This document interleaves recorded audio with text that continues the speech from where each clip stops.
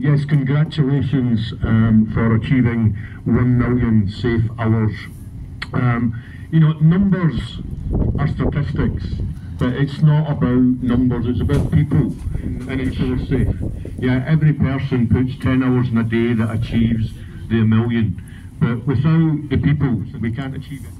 We need to ensure that every one of us takes responsibility for our safety and the safety of those around us.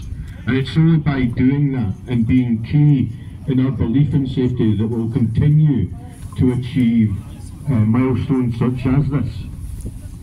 So now that we've reached 1 million safe man hours, we now have to keep going and get better at what we do. And then our next achievement hopefully will be a larger number, 2 million.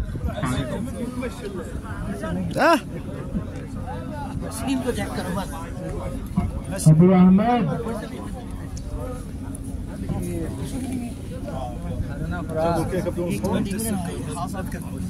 خلاص بس يدي أبو أحمد